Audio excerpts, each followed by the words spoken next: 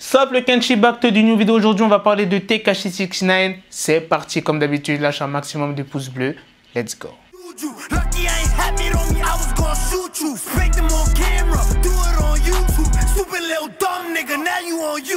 Est-ce que vous vous rappelez de l'histoire où 69 s'est fait braquer toutes ses chaînes comme quoi on l'avait kidnappé et qu'il avait perdu un total de 750 000 $ en chaîne? Pas mal de gens pensaient que c'était faux son histoire parce que voilà, il n'y avait pas de preuves, c'était juste lui qui racontait ça.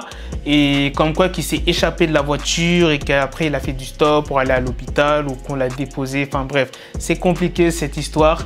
Et là, il s'est passé un truc de ouf. Ils ont arrêté une personne qui faisait partie des braqueurs et cette personne s'appelle Anthony Jamel Ellison et qui a 31 ans. Donc il est accusé de vol et de port d'armes à feu pour commettre un crime. Et ce gars-là fait partie des Nine Trey Bloods qui étaient de l'équipe de direction de 69, genre à l'ancienne avant qu'il perce, etc. Tu vois, donc 69 il avait un petit groupe, etc.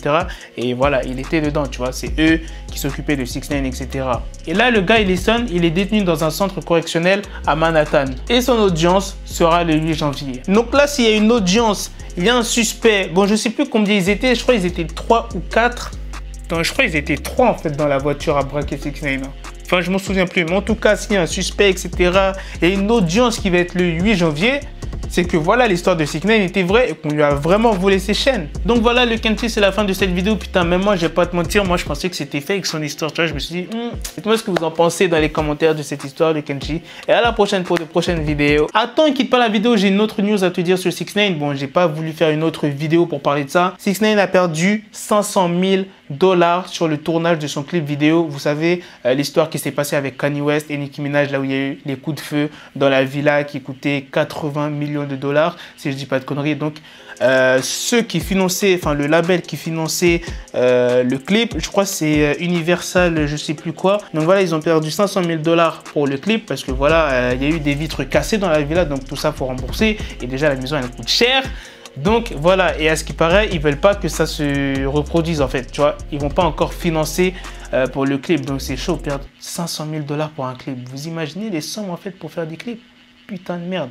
Mais aussi, quelle idée de louer des villas comme ça, frère. Je sais pas, tu fais ça dans ta cave. Pas besoin de faire le mec riche, aller dans des villas pour faire des clips. Moi, la tête de moi, si je perce dans le rap, je m'en fous, frère. Je fais un clip dans une cave ou je sais pas, frère. Je vais pas louer des villas ou aller en hélicoptère, t'as capté? Moi, je fais un truc simple dans la rue ou je sais pas, chez moi, j'en sais rien.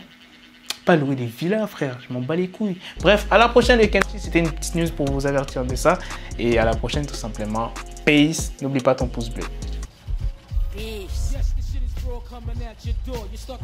Got the bezel, had to switch my schedule on my dick, she Lego, never Lego. Her stuck up on me, so I call her Velcro. Till I need my dinero pendejo. Hit my metro if it's about to peso, like it's Go Diego, make it right on schedule. Got a pistol on me with the dick, extendo bitches in the back just like a fucking echo. Ay, that bitch told me you got pencil dick.